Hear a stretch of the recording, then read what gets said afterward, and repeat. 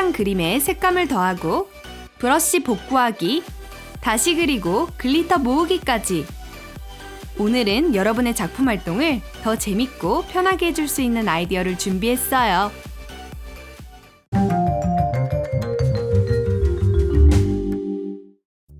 고급스러운 글리터를 소개합니다. 보통의 흔한 작품도 신비롭게 변화시켜준답니다. 그리고 반짝이 효과까지 주죠. 하지만 책상까지 반짝이게 하는데요. 글리터를 치워본 적이 있다면 쉽지만은 않을 거라는 걸 아실 거예요. 오늘은 린트 롤러를 사용할게요. 글리터 위에 굴리면 끈적한 부분에 글리터가 붙어서 책상이 깨끗하게 치워질 거랍니다. 너무 깨끗하죠? 대신 롤러는 반짝이 옷을 입었네요. 이번엔 수채화 페인트 아이디어입니다. 수채화가 너무 흐릿해 보인다면 어떻게 색감을 입혀야 할지 알려드릴게요. 물 1컵과 설탕을 준비해서 물에 설탕 2스푼을 넣고 섞어요. 브러쉬를 물에 적시고 물감을 묻혀서 그림을 색칠해보세요. 설탕 시럽 덕분에 색감이 훨씬 살아나 보인답니다. 수박이 더 맛있게 보여요. 캘리그래피를 하신다고요? 테이블에 잉크를 묻히면 곤란하죠. 보세요. 벌써 파란 페인트가 묻었네요. 다음 팁이 테이블을 보호해줄 거예요. 스펀지를 준비하고 병을 본뜨고 잘라주세요. 이제 병을 안에 끼워줄게요. 스펀지가 병도 고정하며 떨어진 잉크도 책임진대요. 혹시 테이블에 흘릴까봐 걱정할 필요가 없어요.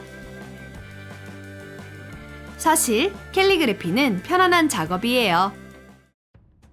이번엔 바느질 아이디어입니다. 네모와 하트 펠트지를 준비하고 바늘을 꽂고 하트를 네모에 꿰매어주세요. 같은 방법으로 계속 꼬맬게요.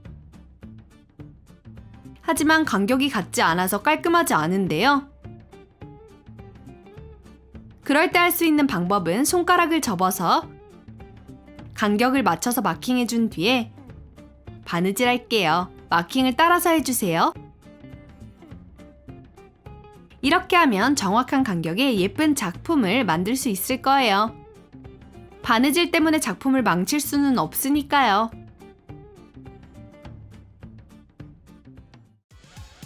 흑백 그림을 그려보고 싶다고요? 그냥 그리면 되죠. 뭐가 문제예요? 근데 허스키가 힘든 다람쥐 같아 보이네요. 좋지 않아요. 종이와 플래시라이트를 준비해주고 두꺼운 책 2권도 준비하세요.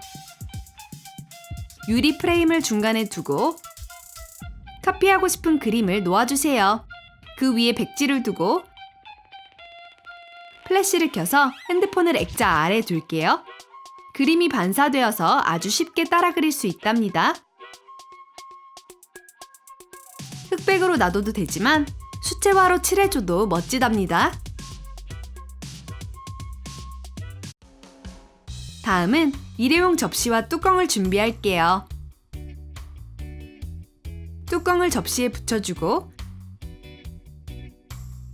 고무 스펀지를 조금 자를게요. 뚜껑 근처에 붙여요. 둥그런 구멍을 만드는데 손가락이 쉽게 통과할 수 있도록 해주세요. 뚜껑에 페인트로 채우면 아예 처음부터 팔레트를 우리가 만든 거예요. 페인트를 찍어서 중간에 섞어보세요. 특별한 색을 만들 수 있죠. 스펀지의 양 조절도 가능하고요. 어떤 페인트든 가능해요. 한번 사용해보세요. 하지만 아티스트의 도구는 뭐니뭐니 해도 브러쉬죠. 잘 보관하지 않으면 오래 쓰지 못하는데요. 각 다른 크기의 빨대를 준비해주고 조각으로 잘라요. 브러쉬의 모양을 잡기 위해 물로 한번 묻혀주고 빨대를 끼워줄게요. 브러쉬 전체를 위한 케이스를 사용해보세요. 이제 브러쉬를 오래 사용할 수 있을 거예요. 어머! 이 브러쉬 모질이 말이 아닌데요? 새로운 게 필요할 것 같아요. 이런 브러쉬로 그림을 그리는 건 말이 안 되죠. 다 흐리멍텅해 보이네요. 작은 접시에 뜨거운 물을 부어주고 브러쉬를 15분 정도 놔둘게요. 키친타월에 남은 물기를 제거해주고 돌돌 말아서 15분 정도 그대로 둘게요. 이제 종이를 빼면 제대로 변했어요. 망가진 브러쉬가 회복되었네요. 이제 다시 그려보세요. 훨씬 나을 거랍니다. 뜨거운 목욕이 도움이 됐나 봐요.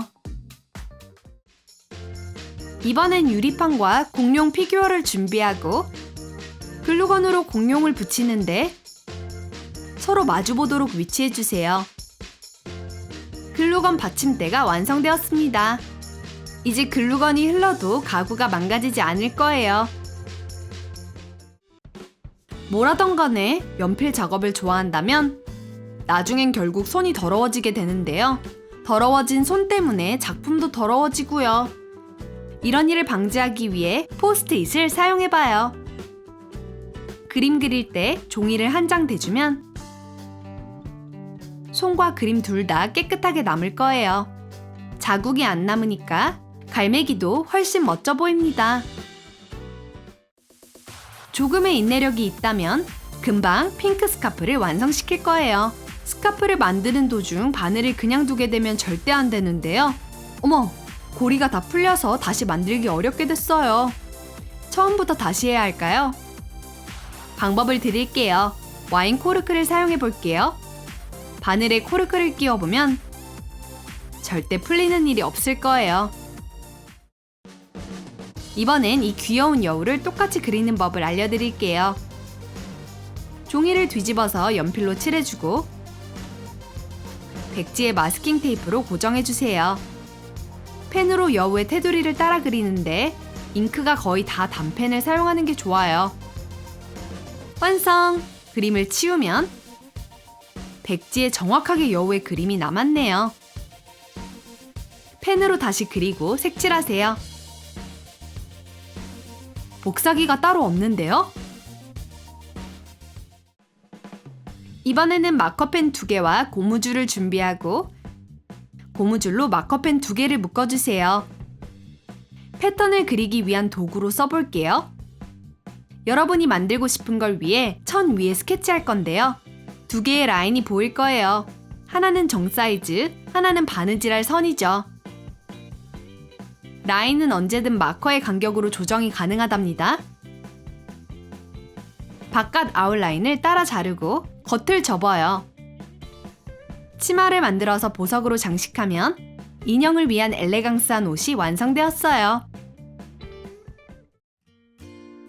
연필을 거의 다 썼다고요? 짧은 색연필로 그리는 건 쉽지 않죠. 손에서 금방 빠져나가거든요. 빨대를 사용할게요. 연필을 빨대에 끼워주고 테이프로 고정하고 끝을 다듬어요. 이 방법으로 뭉툭해진 연필을 사용할 수 있게 되었네요.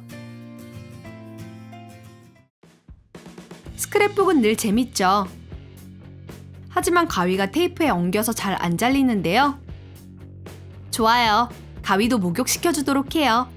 화장솜과 식물성 오일을 준비하고 화장솜을 오일로 적셔서 가윗날을 닦아줄게요. 다 없어질 때까지 닦아주면 거울같이 깨끗해졌죠. 깨끗한 가위가 눌림 없이 아주 잘 잘라지네요. 우정팔찌 만드는 걸 좋아하시나요? 그럼 테이블 위에 비즈를 정리하는 게 얼마나 힘든지도 아실 거예요. 작은 비즈가 흩어지면 정말 힘들죠. 성냥 박스를 준비해서 비즈 위를 박스로 덮어주고 박스를 테이블 위에서 떼지 말고 닫아주세요. 이제 비즈를 봉투에 담아볼게요. 비즈가 담긴 성냥 박스를 바느질통에 보관해보세요. 수채화 연필로 그림 그리는 건 재밌어요. 작품이 완성됐네요. 이제 브러쉬 관리를 해야겠죠? 빨리 마를 수 있게 브러쉬통을 만들어 볼게요. 양동이와 공책의 스프링이 필요합니다. 양동이 핸들에 스프링을 끼우고 브러쉬를 사이에 넣어 볼게요. 브러쉬 모가 아래로 오게 끼워줄게요. 브러쉬 홀더로도 또한 말리는 도구로도 사용할 수 있답니다.